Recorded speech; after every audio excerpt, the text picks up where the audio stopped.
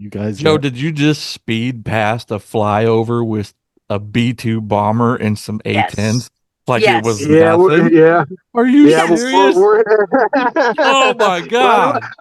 I don't want disappointment if it doesn't happen. So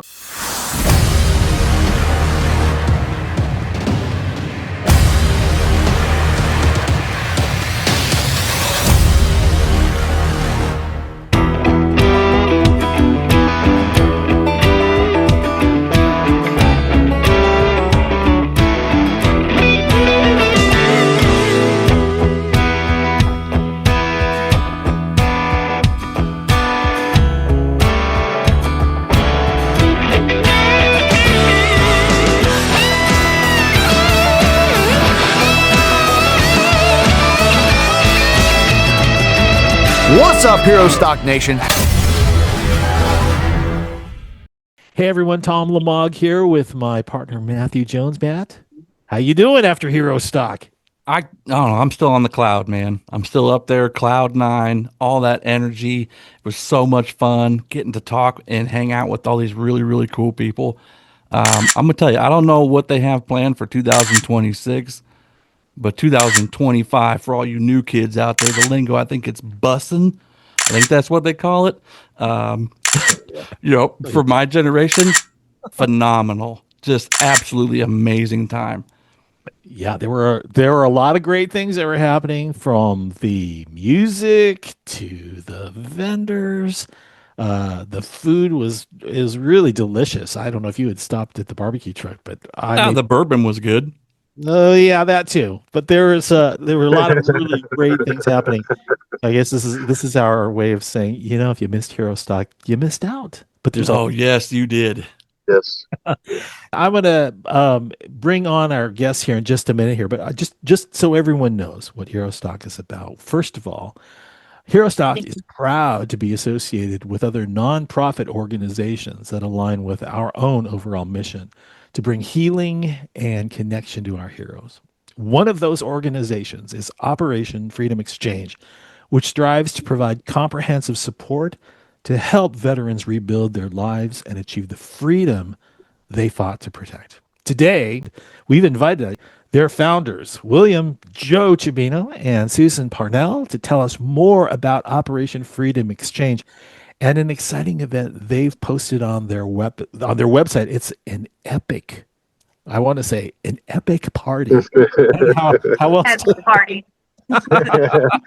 It's going to be happening in September. Now, Joe, Susan, welcome to the conversation. Welcome to the roundtable. Hey, thank you for having me. Yeah, yeah. Thank you for having us. Now, Joe, I think I ran into you over at Hero Stock. Is that possible? You were with your dog there, who's sitting there on screen with you. The both of you were there, right? We were there. Jason invited us to come up, and we made the trip up there. It was a great time getting to see all the bands, because a lot of the bands that played there are playing down at our event. So it was great to go up there and meet them, and finally put a face to Jason, even though we've talked, several times face to face on Facebook. But it was nice to actually meet everybody up there and have a good time. I thought so. Susan, I don't know if you were there. There were so many people there, and I didn't even get to meet my own teammates on the Hero Stock No, I did not get to go, but I was super jealous. I got to see all the videos and the parachuter, and I was jealous. So I wish I had got to go. I missed out.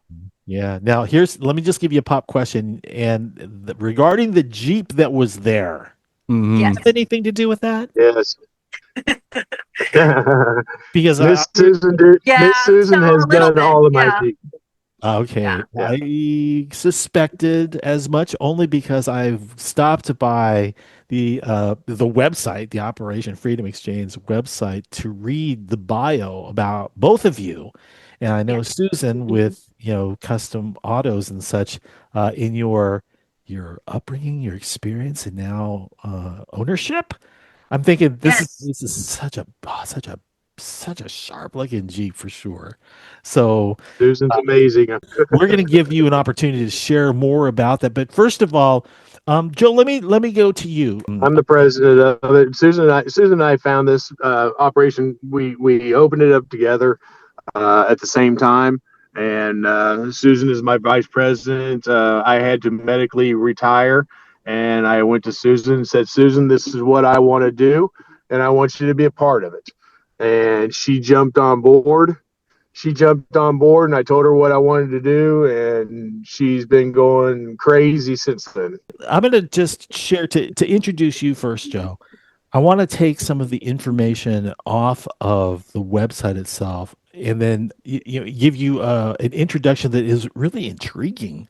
Both Matt and I were talking about, there's some names here and some things that we got to ask him about. You served in the US Navy during Operation Desert Shield and Desert Storm. The website also mentions your work with a variety of aircraft on ships like the USS Nimitz. Yep, and USS Independence. And the USS Independence. Hard stuff. Would you mind sharing a story or two about your military career with us? It all just sounds so intriguing. I went in the military at 17 years old, right out of high school. And, the brotherhood that I had when I was in there, it was such amazing to meet different people from different, countries and all that kind of stuff that served in the U.S. military. And it was just absolutely amazing. And, to have the brotherhood and everybody that watched our backs every single minute we were on the flight deck or the hangar bay where we were moving planes around and flight ops and all that kind of stuff. It was crazy. You had to keep your head on a 24-hour swivel. And, I've seen people blown over. I've seen people suck through engines and blown out. And, they come out surviving when they get sucked through the turbines. It's just crazy. But it's, Desert Shield, Desert Storm was kind of the beginning of chaos for everybody, leading up to where we are today. And it was my pleasure to be there. I wish at times I never got out. But if I didn't, I wouldn't be where I am today. How did you get assigned to a ship like that? I got lucky. I went to boot camp in San Diego. I went to A school in San Diego. And luckily, the USS Independence that came around to San Diego from dry dock. And, it was just kind of a flip of a coin. And I got lucky to get it. It was a great ship to serve on. And then I got out. I left there 9 months early because I went to Yokosuka, Japan. So I had 9 months left on my tour.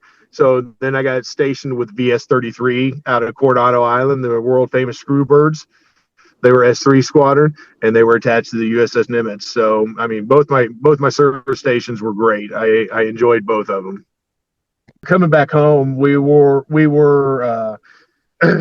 still there during Desert Shield, Desert Storm, and we were moving a C-2 airplane up to the flight deck, and I got smashed by a C-2 airplane in the hangar bay. No. And it caused permanent nerve damage in my back, my hips, my legs. But luckily at that point in time, I didn't want to go home. I wanted to stay. Mm-hmm. And since I've gotten out to this current time, I've had, I think I'm up to about 14 back surgeries now, and 6 shoulder surgeries. And I had a great job with the Nucor Steel that I got hired on in 2019, and they treated me great. And with my back just keep blowing out, I had to medically retire. So like I said, over the last couple of years, I bought new trucks and stuff, and I met Susan. I heard about Susan and her shop, and Susan and I have become great friends. And when I told her I had to medically retire, I was like, I've got to find something to do to keep my mind going, because if I don't, I'm going to lose my mind. And my guess is, and we'll dig into this a little deeper in just a few minutes, is that a lot of what it is that you did there inspired you to really start this nonprofit organization that you started. And I told her what I wanted to do, and she's like, I'm on board 100%. And she has been. I have to ask you, Joe, Did you ever get a chance on one of either the Independence or the Nimitz? Did you ever get a chance to really take in the view out there on the water and kind of just take it all in? Like, I've never seen that. So just kind of talk me through that. Describe that to me. I want to share that moment. Let me tell you something. I mean, at days, when you got a little bit of cloud and a little bit of sun coming through, and you may have 10 to 15-foot waves hitting the side of the ship. Just hitting the side of the ship, and you just look out, and all you see is water with no land. It's an amazing, peaceful view. And then at night, when you're walking out on these elevators, it's pitch black out there. And, all of a sudden you may have a 20, 25-foot wave crash over the top of the elevator that you're standing on.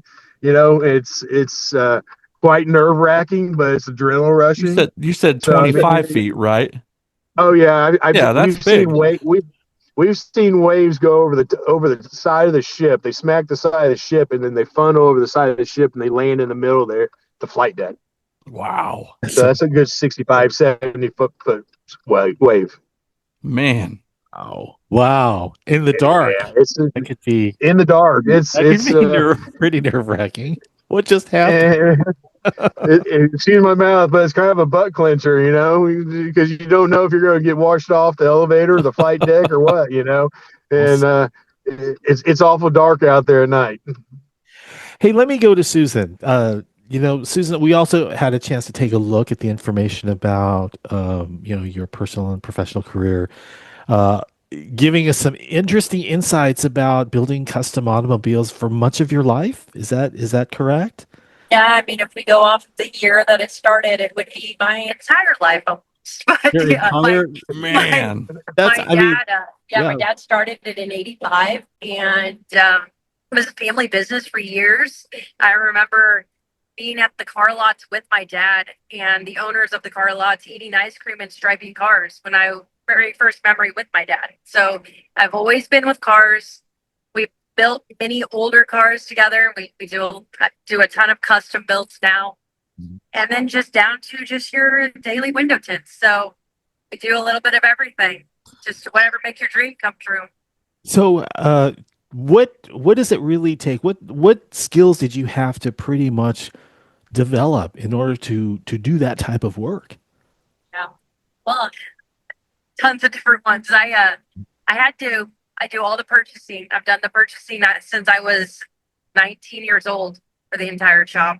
So everything is purchased through, but I also do all the sales along with a couple of people now, but I've done sales. So you have to do sales, you got to do purchasing, but then you get into the more creative side of it. How the parts go on, how the installation would break down, what can we modify to make it different? And then you go into striping. You have to have a really steady hand. You have to have a really soft touch for that blade. So it varies greatly, whether I'm rebuilding our bedliner machine with my techs or different things like that. Because I can be 2 rooms down and hear that bedliner machine and know what's wrong with it. Walk in there and tell them, hey, stop, do this. So it's just my whole life. So the years that you have put in towards custom auto design and building, and do you have a favorite that you can share with us? And maybe you can talk through what was the life cycle of that process from planning to when it rolled out of the garage. Yeah. We've had lots of really amazing builds. I think my favorite thing is when I meet with a customer, I'm going to ask them 5 or 6 basic things. Because usually they're pretty nervous. Like, how do we start this process? I don't know where to start. I don't know what I like. I don't know. There's too many options. So asking them their favorite things, those few basic things, and then just running with it and showing them that build. When it's done, the surprise. I love surprising people. So I'm going to tell you maybe 60 to 70% of what I'm going to do, and then you're going to be surprised. And that's my favorite thing, is the surprising part of it. And just the general build of it. I like having from the very beginning of just ordering all the parts to the design part of it to the other. One of my favorites is probably, we had a white Bronco. I know my Jeep world's probably not going to love that, but a white Bronco that we did. And it was a Christmas gift poor lady. But the sheer fact that she had no idea and she was just beyond surprised. And I only met with her husband one time and he dropped it off and just said, build this. That was probably one of the memorable ones, but they're all memorable. I gotta tell you, I'm looking at some of these Jeeps on your website and I'm blown away. Like, I've got a buddy I served with in Alaska, and he drives a Jeep, and he tells me, he's like, Jeep stands for just empty every pocket. And when I look at these, it's like, maybe he's telling the truth, because I mean, I saw Joe's and I see the ones here on the website. Holy smokes. Yes. Like, yeah, it does. I mean, and I tell people it is the Lego of cars for people. Like, it is the most customizable vehicle there is. And the GP community has been, I always knew the biking community is tight knit. I love bikes, I love motorcycles. But when we got into the GP community last year, I don't think Joe or I were prepared for how tight knit and how beautiful that community is. Like, it is just extraordinary. Like, they're just great people. Yes. You know, Matt, you and I were talking about Jeeps. I think it was you and I, and ducks. Yes. Yeah. Tell me, please, for the love of God and everything holy. But when another Jeep comes by, or the rubber ducks lining the dash, someone talk me through this. Yeah, okay, exactly. So I don't know. I know a lady named Allison. She started that, and it was just to make people smile. I think just to be like, "I love your Jeep. It's a beautiful thing. I want your day to be better." And then it just went. And I will tell you that Joe and I have bought in because we just spent money to buy two ducks that are 20 feet tall each. So we really can't say a whole lot about that. That's serious. Holy smokes. That's serious. Yeah. And by the way, in looking, and we're going to kind of jump to this a little bit later, but one of the events that's taking place at your big epic party has something to do with ducks and Jeeps, and ducks, and music. Well, that as well too. Oh yeah, the music is. I'm just thinking to myself, all right. So, and it says, you know who you are, the one who's most ducked. It's the best ducked in the universe because we got an alien ship. So yeah, like they take it serious too. I mean, there's going to be a whole decorated Jeep, and there's going to be ducks in a pond on that Jeep, like literal water. And so it is a serious competition. That's right. I never noticed the ducks on the dash of Jeeps, and then my buddy pointed it out to me, and now it's all I see. Ducks everywhere. And I'll be looking too now. There's one of our great Jeepers that we met, and his name is The Guy. And he made an amazing TikTok where it's what happens when a Jeep owner wrecks. And it was just him laying on the ground covered in ducks. Oh man. Oh boy. Is that what we can expect to see at the event itself with a lot of ducks all over the place? I would imagine it would be. It's a pretty good mixture of our stuff. Like, we got ducks there, yeah, but you're going to see military trucks, 7 tons, tanks, Jeeps, concerts. Hopefully tanks. Yeah, flight simulators. I mean, we got a little bit of all kinds of awesome stuff. Oh, gosh. All right. Before we get too deep into that, I want to just kind of take you back to the time about, maybe a few days before you actually brought this nonprofit together. Maybe you can kind of talk to us about the inspiration behind, starting up Operation Freedom Exchange. Joe, let me start with you. What was on your mind when you thought, we really need to do this? Maybe you can talk us through that. Well, June of last year, we had an incident. They cut my spinal cord in the hospital, and 30 days and 27 days in ICU. It gave me a lot of time to think about it and everything. I did 27 days in ICU and 5 back surgeries to stop the leak. So I had a lot of time to sit there and think. And then, of course, last year, we got through it. It wasn't the best experience for me because like about every 30 minutes I had to go lay down. But I went to Susan after I got out of the hospital and that kind of stuff. And, we'd already been talking about it and that kind of process. And, I picked the best business partner I could pick. I mean, she's amazing. She goes 1,000 miles an hour and she don't stop. And her and I are we feed off each other, you know, the best that any two people can. I can go to her and say, hey, I was thinking about doing this in my Jeep. She's like, I just saw that, or I was thinking about that last week, and I ordered your parts already. So, I mean, Oh, she's man. amazing. Yeah, I mean, and to put Operation Freedom Exchange together like we did, and, we are very clear about what we do and how we run Operation Freedom Exchange. We are very front forward. Both of us are about it. Our board is very front forward about it, straightforward about it.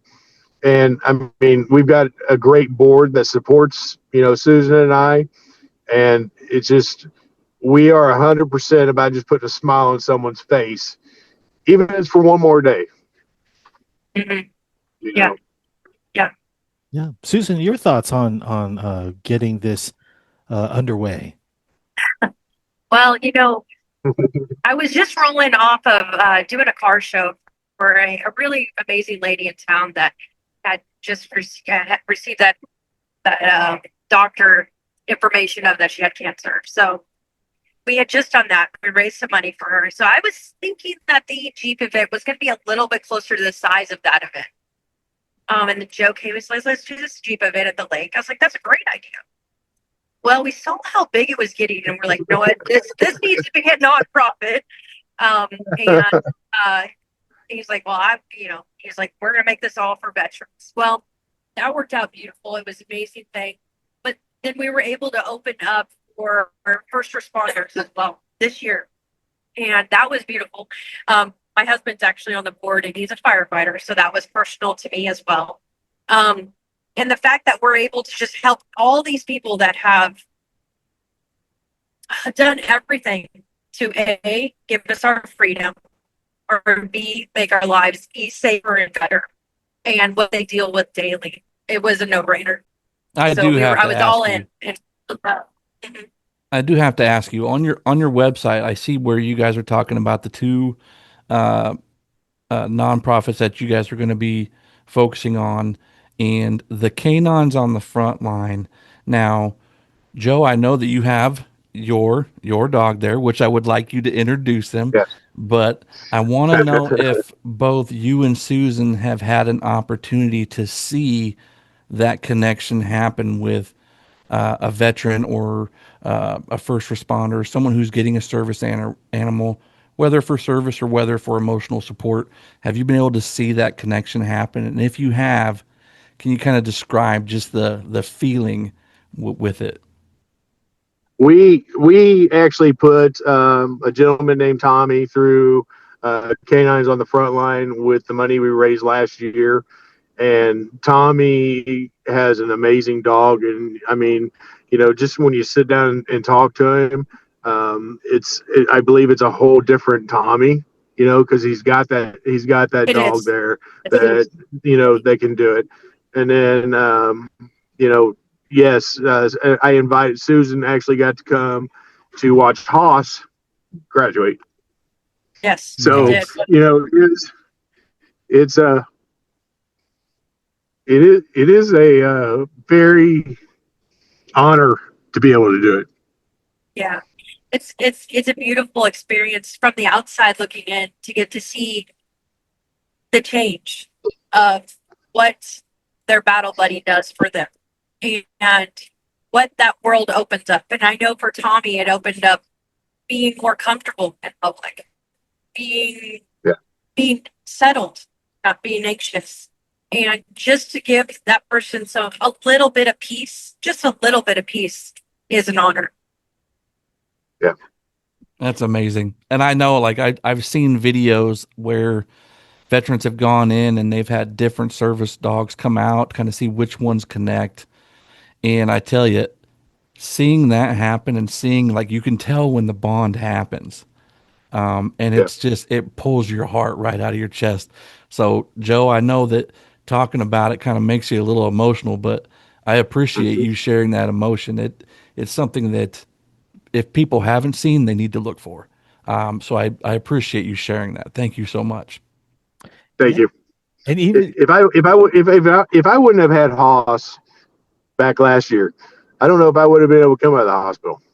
I mean, he was in the hospital with me every single day.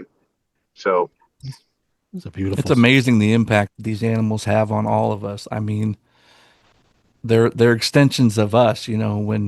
When we're down or we're in the mud, there he is right there. He's Yeah. through and through.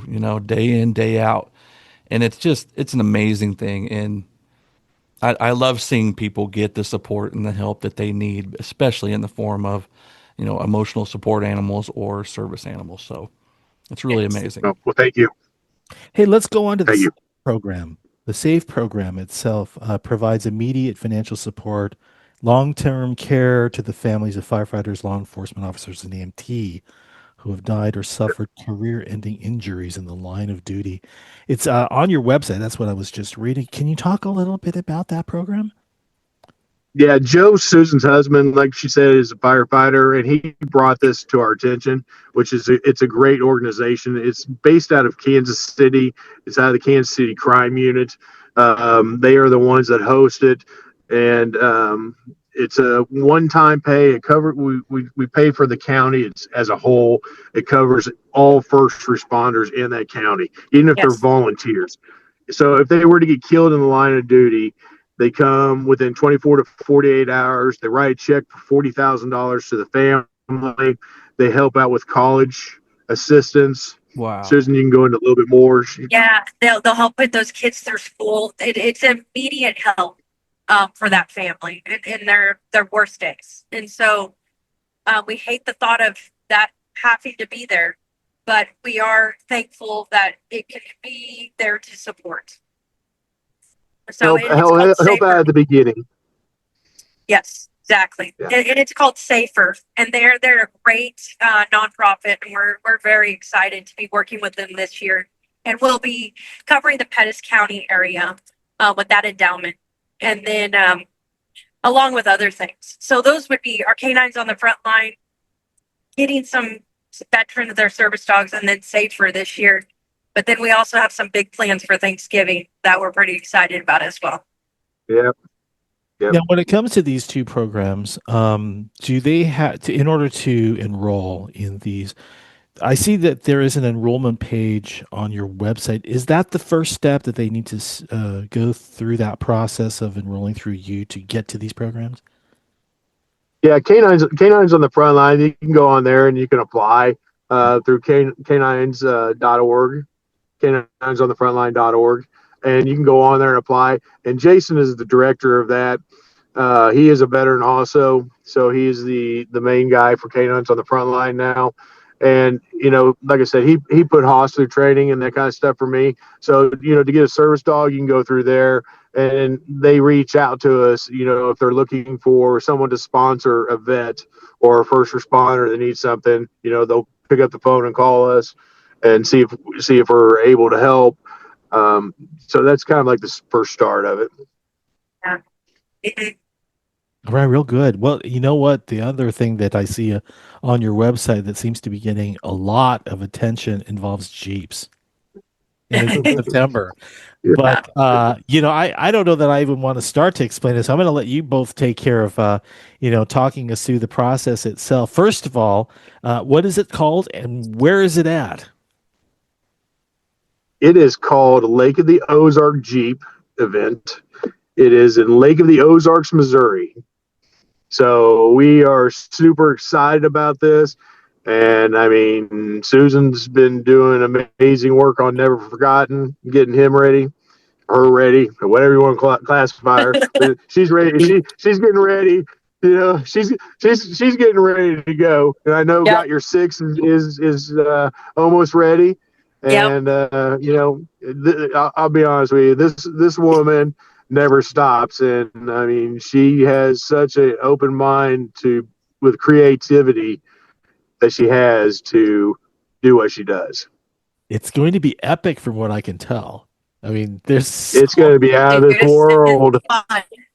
Yes. It's going to be out of this world.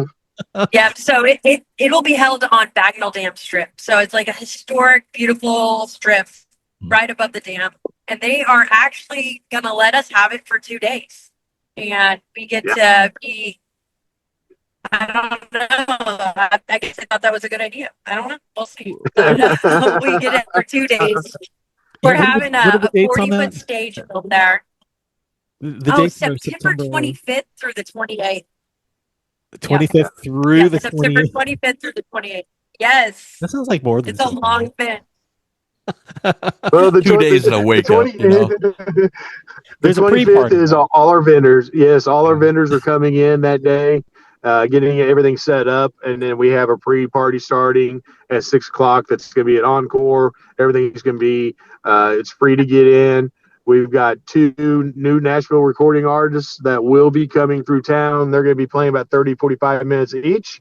And then we have Cherry Pistols.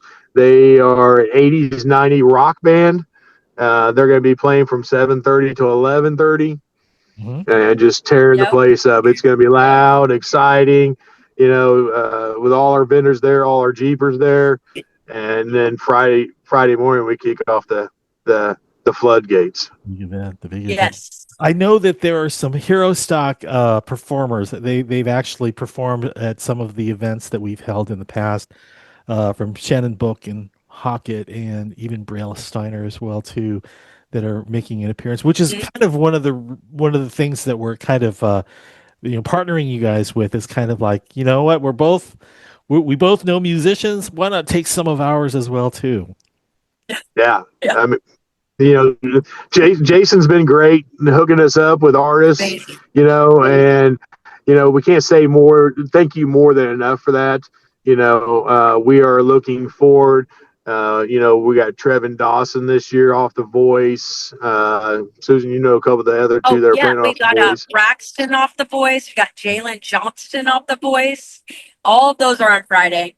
And the Briella Steiner on Friday as well. Cedar Creek on Friday, and then Saturday rolls in with Shannon Book, Hockett, and Tony Drink.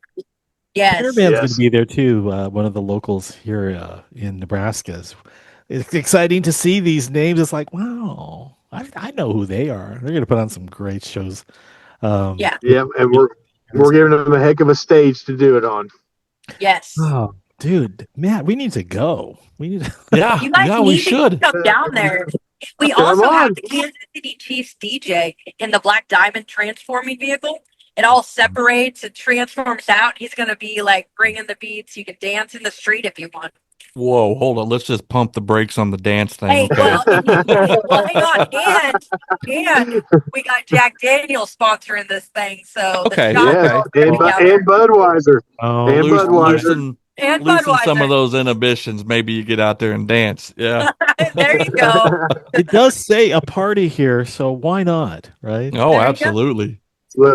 You've got epic games and giveaways. Anything you want to say about that we should know about? We got the poker passport game. We have all the businesses down there. Certain bars, part of that. We have, I think, Catskin Leather we're giving away with that. So we're giving away big prizes with those things. And then we've got, I have to put a shout out to somebody because they jumped on from day one. Springfield Armory and Reese Development. Yes.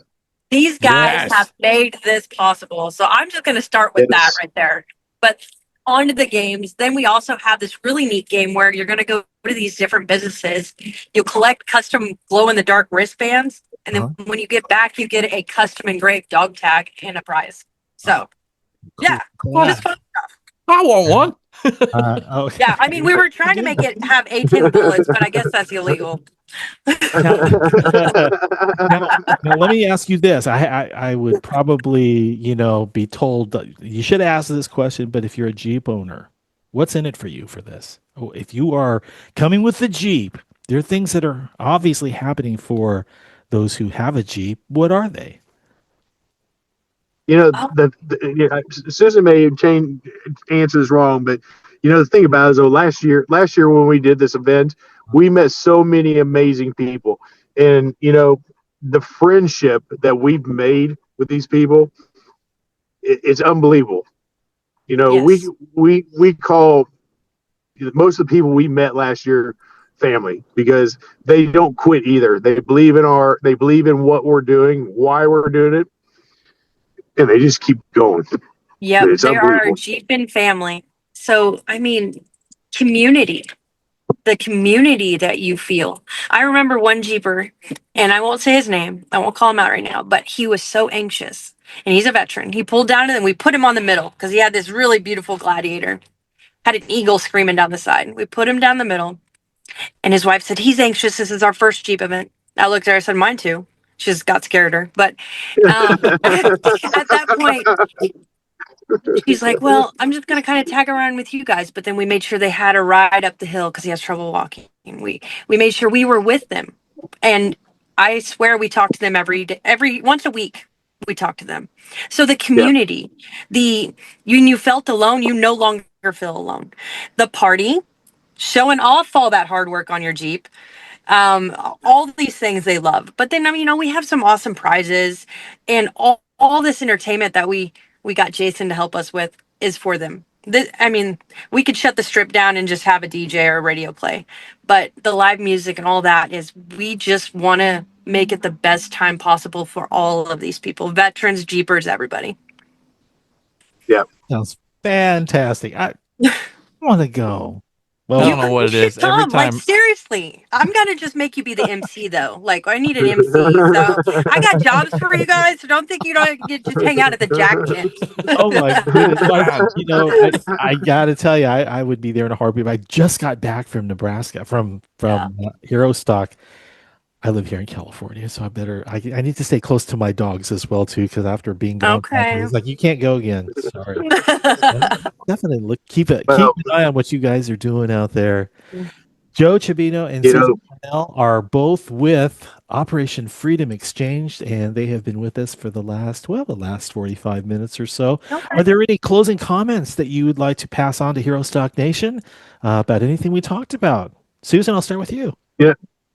All right. I just want to start with thank you, Jason. Thank you, Herostock. Thank you, guys. It was great talking to you. Great meeting you today. Come out. If you don't have a Jeep, that's fine. Come out and party with us. We want everybody to join the community.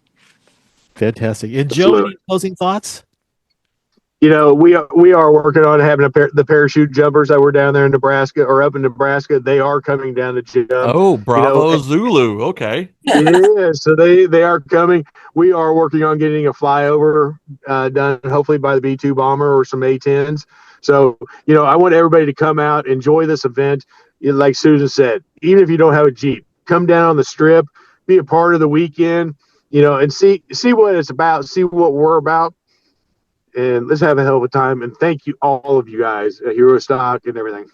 Lake of the Ozarks Jeep 2025 is September 25th over at the Lake Ozark is where that's at.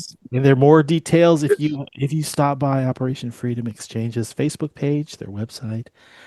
Susan, Joe, thanks again for hanging out with us. Thank you, guys. All right. Thank you, guys. Appreciate your time.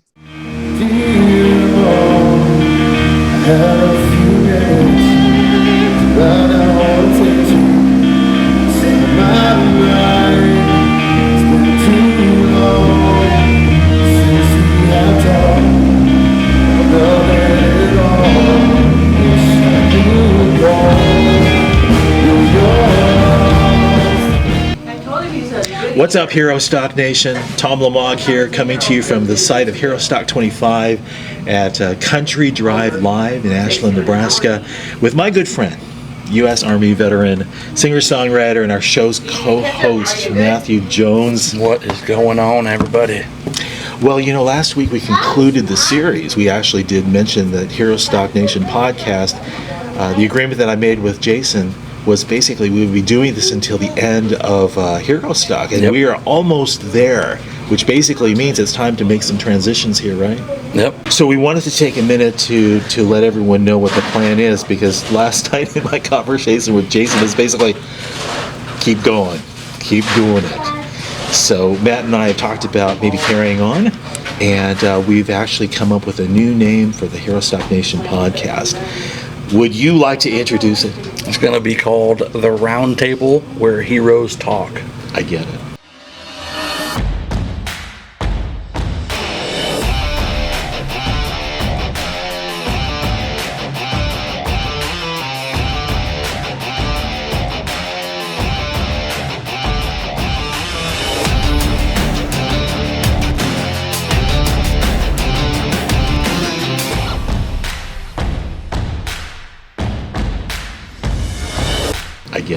Heroes Talk, Herostock. Yep, absolutely. A nice little play on words. And we've actually lined up our first guest, and we'd like to introduce you to that individual now. And that happens to be none other than Shannon Book. Shannon, it's great to see you, man. You've got such a role with Herostock, and we're hoping that maybe you can share a little bit with you. But how are you today? Yeah, I'm good. I'm good, man. God is great, and I'm blessed every day. Absolutely. In the middle of it all, I'm telling you, when you were on stage yesterday and the rains came down, you had to be thinking, what now? I mean, it's never good to see a storm in the middle of a performance, or, and you think that, well, this sucks. Everybody's going to have to, but at the end of the day, what really happened is everybody had to come inside. Yeah. So I had the best crowd for everybody. I had the best crowd for the whole show. So, and then everybody went outside back to their booths and all that stuff. So I literally had the best crowd for the whole show. You did. And you did. I kept them inside. The good Lord provides, I promise you. Absolutely, brother. The good Lord provides. I know you were up on stage yesterday and you said, I ain't stopping for no rain. Nope. I ain't stopping for no rain. I ain't stopping for nothing. A storm in the middle of a performance. Nobody wants to see that as an artist, but that's what he did. And he did that for me. I feel like he did that for me, and I'm cool with that. Put it in his hands. Yeah, man. I give it all to him every day.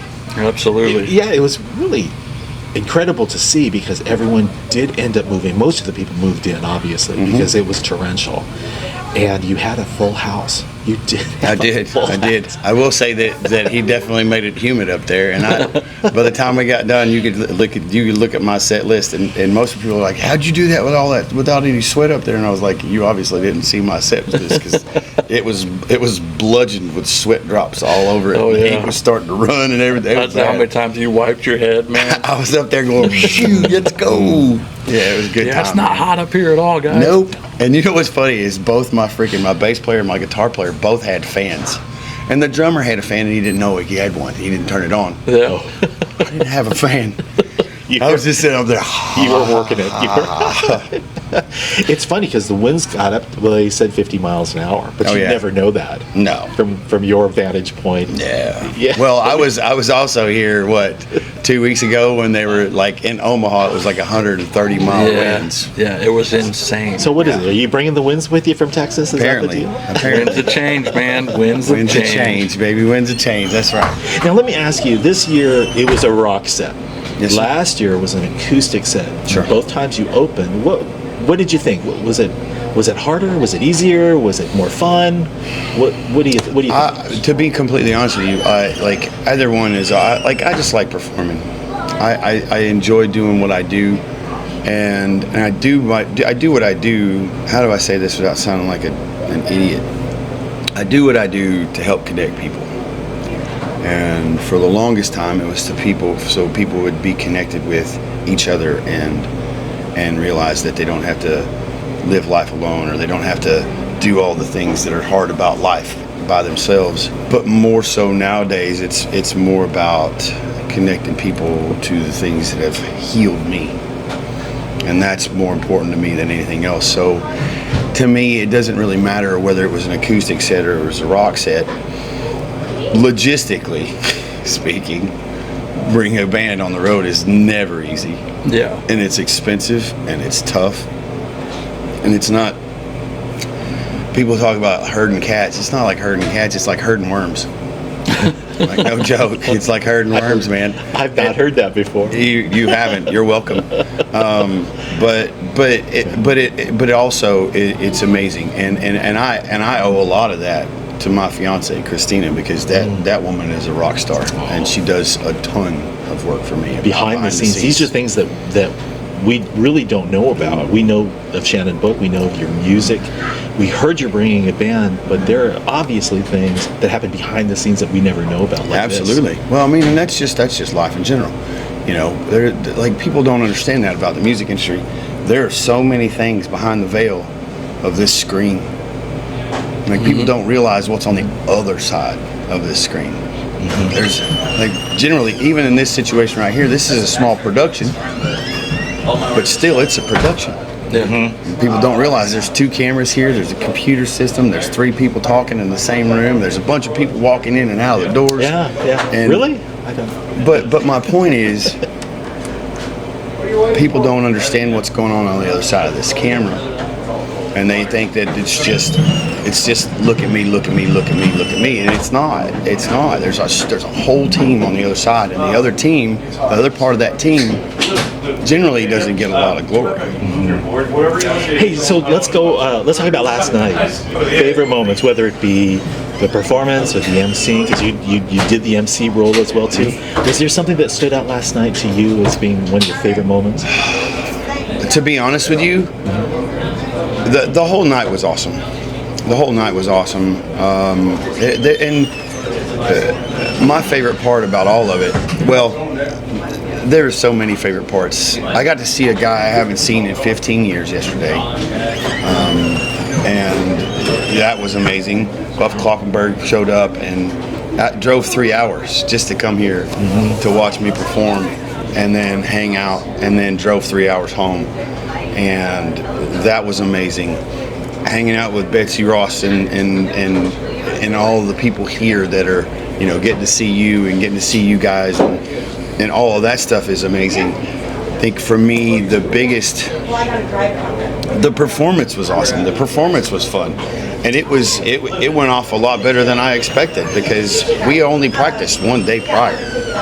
Wow! As a band, you guys rocked it. For sure. Yeah, you guys sounded pretty tight.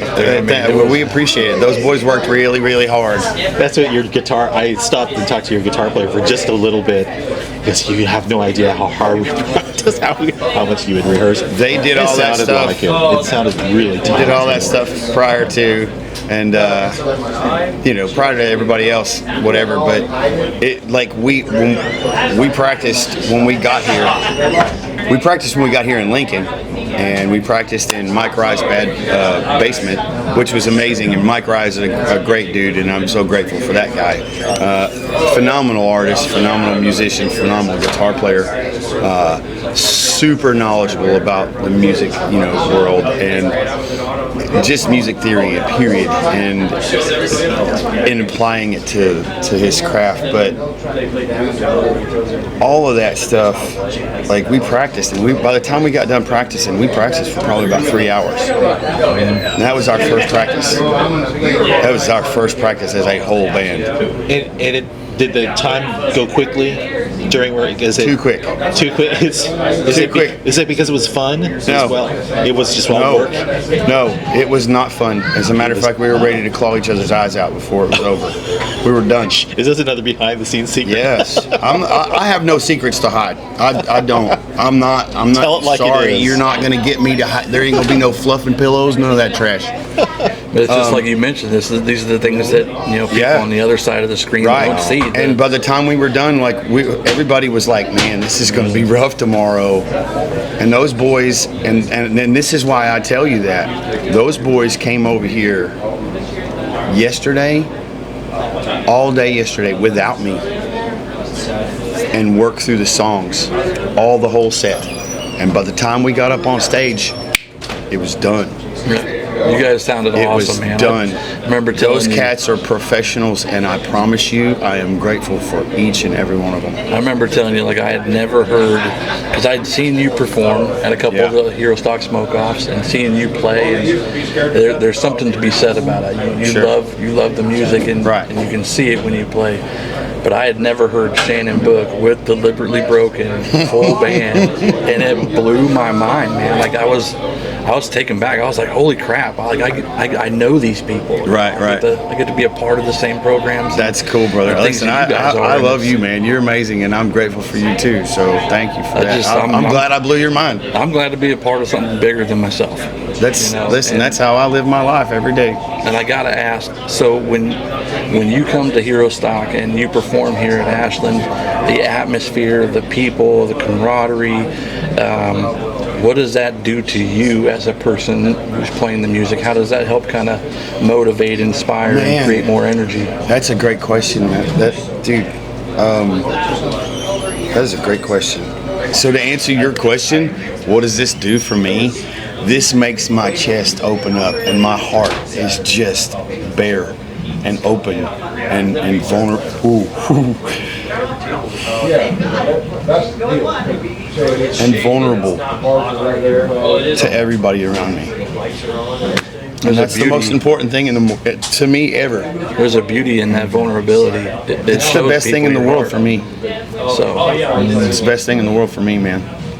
Let me ask you, what would you say to those who have come and seen your performances and listened to your music that are trying to get into music? What would you say to them about maybe confidence with vocals, or finding the groove in their playing style? What kind of tips would you give them to kind of help them through those tough times? There are so many.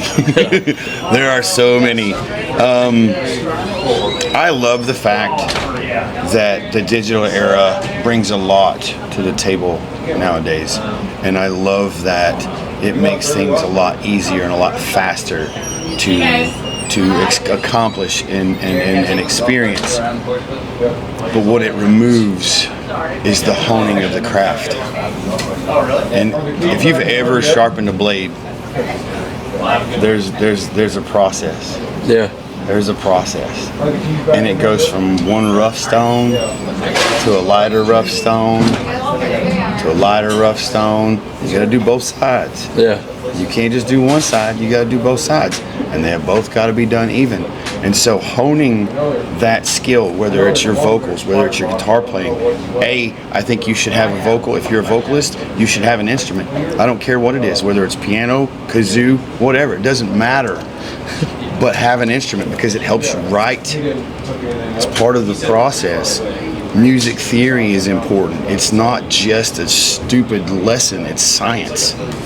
It's science. They don't call it 440 for a reason, for no reason. 440, 438. Those are things for a reason. Yeah, you play within those frequencies to develop new sounds. Right. Completely different. Those are standards for sure. Those are standards, and those standards were set by people like Bach, Tchaikovsky, Beethoven, all those people back before you guys even, back when music was something that was just a bunch of wooden things put together to freaking make noise on. When I got my degree at Wayland Baptist University, one of the classes I had to do was kind of a music history class. Yeah. And you learn a lot. Where music was and where music is today. Right. If it interests you at all, go back and look at it. Absolutely. It's amazing. It's Absolutely. amazing. I mean, you take an overture back in the day, back when they were doing overtures. An overture is a piece of music that lasts for an hour. Yeah. It lasts for an hour, and it takes you on a ride. The whole piece. Bach's, man, I'm not even going to get into freaking pieces, but you listen to an overture from Tchaikovsky, and you want to talk about, there's a war in the middle of that song. There's a whole war in the middle of any of them.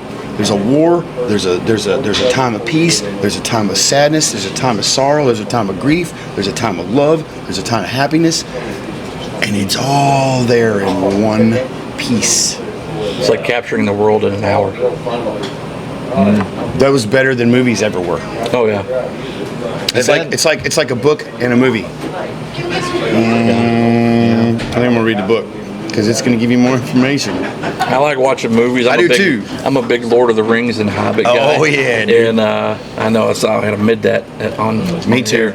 And but I love watching, like, they have the orchestra up there while the movie's playing in the background, and they're making all these noises with the orchestra.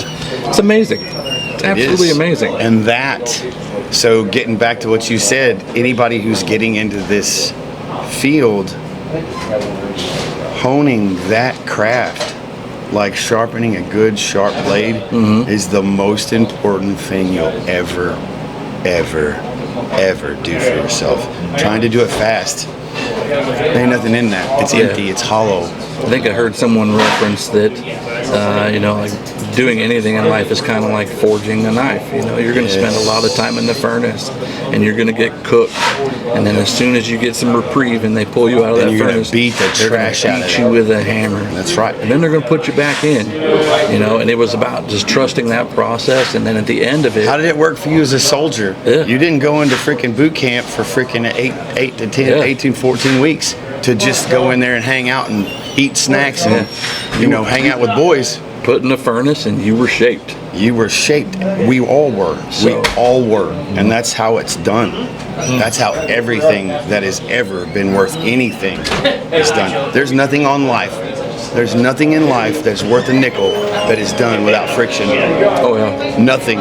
Hey, let me just change the subject and stay on music. The musicians. I know I saw you walking around and talking with the band members and the musicians. What's that experience like for you? It's man, that's a loaded question. Because I've done a lot of things in the musical world, but there's a lot of performances that I saw yesterday that were just amazing.